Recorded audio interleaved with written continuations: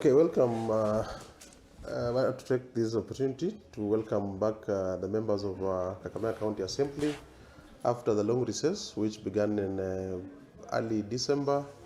It's taken us about 2 months, and members are now back for the plenary sessions. Despite the fact that they were out, members have been involved in other committee assignments. But I want to take this opportunity to welcome everybody, since it's a time we are meeting as the entire team, and also welcome the residents of Kakamega to start following up what members do when they're in session. And today we expect His Excellency the Governor, Fernandez Baraza, to come and open the session formally as required by the Constitution.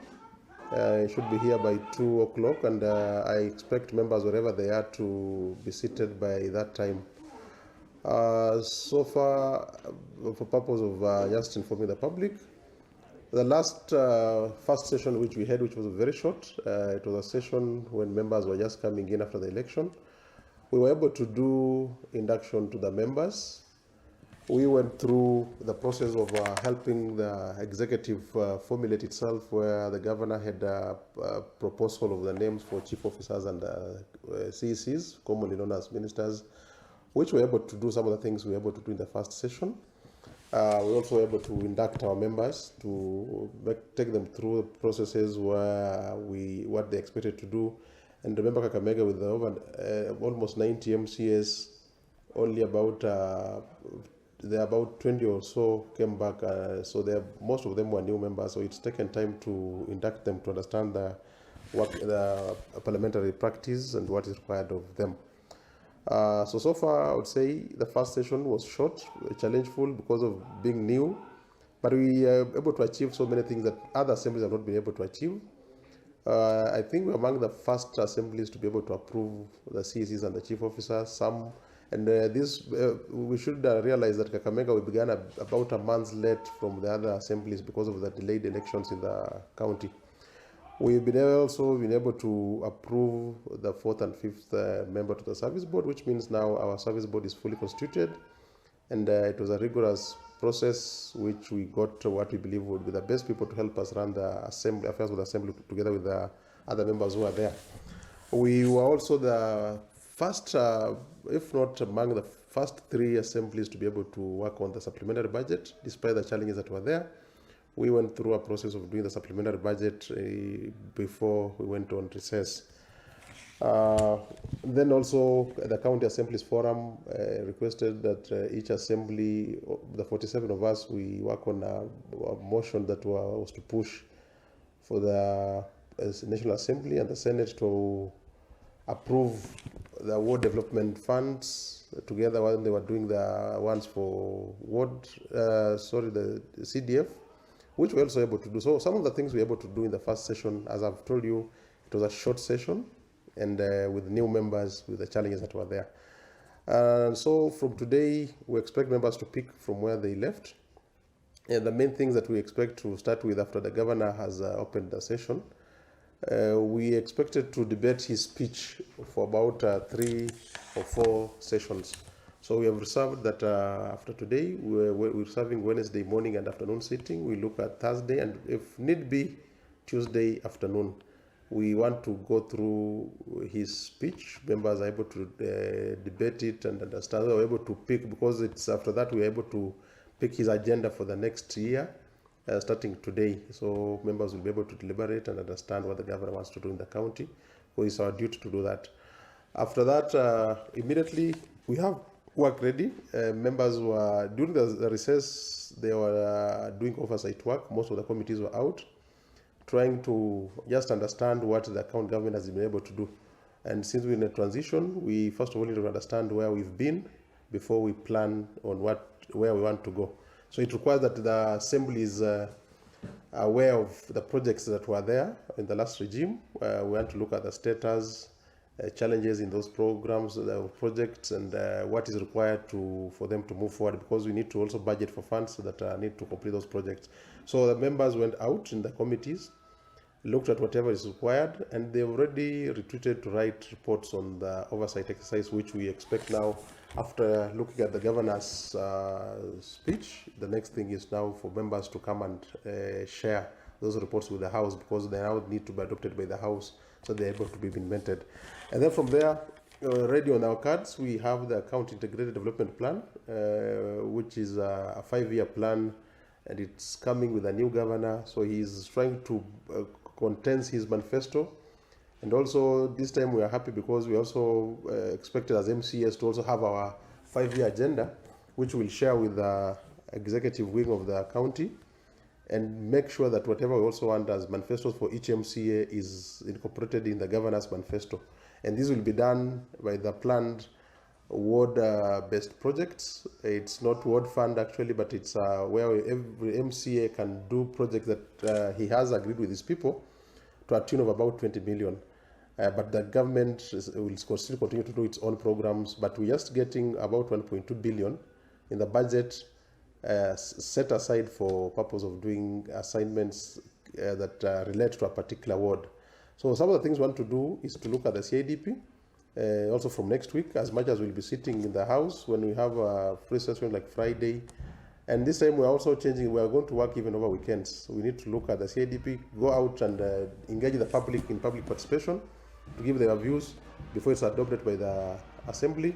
Immediately after, we have the annual development plan, which is now a 1-year plan from the CIDP, which we are ready and prepared to start looking at. And immediately thereafter, the CFSP, that's a strategy paper for the county. And now we're trying to formulate the budget for the year. And remember, the budget process is already on. When you mentioned the ADP, CFSP, it means the budget process has already begun, which we need to have completed by the 30th of June. But it's our practice, Kakamega, we don't wait that we go up to June. We'll definitely do this by latest end of May. We should have our budget ready for uploading, and then we start implementing the projects that are required by the people of Kakamega. So some of the things we are preparing to do are those ones. We also expect next week, we've had communication that the senator wants to come and address the assembly, which we've accepted, but we've been forced due to the governor's speech, which is mandatory, that we deal with the governor's speech and then we'll invite the senator. If he agrees to it, then next week we'll have him in the House to also share what plans he has for Kakamega. But so far, those are the things we want to look at. But to members, I want to urge them to be patient, understand the challenges were there.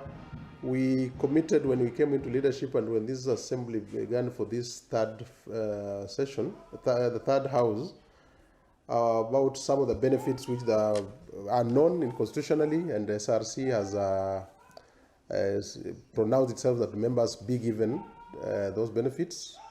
We've been able to do some we've agreed on timelines when we can do them, like example, the reimbursements. But we have a challenge, we had a challenge, but I'm saying we had because now we try to sort it out about the mortgage for members, because members in the status also need to have a place where members public can visit them in their homes. We've had that challenge, but we're actually going around it to make sure that we have the funds available, which will be done. And then internally, you are aware of let me say in quotes, we agreed on a cleanup to understand the challenges that have been befalling the two past houses, and we are working on it. We want to commit that this process remains very objective. It's not subjective to any individual. It is about processes and systems that are working, and these systems will also be working to help us move forward. So basically, that's what we're going to do. In the first, and then when we open today, I'm very sure that the next 100 days are very packed. And remember, in between, in April, we're supposed to take a short recess for purpose of Easter. So maybe to members, I know you've had challenges about the new students joining high school, secondary school, the Form 1s, and even those joining to junior secondary. I know we are not prepared. Our bursary was a bit delayed, but it's going to be disbursed from what I've gathered from the government. By end of this week, we should be able to disburse the bursary. But the members are expected to foot other bills that parents require from them. So we understand it's a challenge, but it comes, those are the risks that come with a job, but we find a way to overcoming them. And other things we want to commit that this house, what we want to do different from what has been happening before. First is to make sure that the mysterious ranking that we are given, that we were number 6 out of 47 in the past house. This one we have a commitment from what we've been able to do. If a fair ranking is done, I want to believe now we should be number 1. If you look at what I've met my colleagues from other counties, and if they tell you what they have been able to do, I believe Kakamega, if a ranking was done in the first session that we've been here, we should be number 1. So ours is to make sure that we work on bills that the government will bring, but I want to also challenge members this time that we want to get motions and bills that are generated by members that want to go out and impact on the public.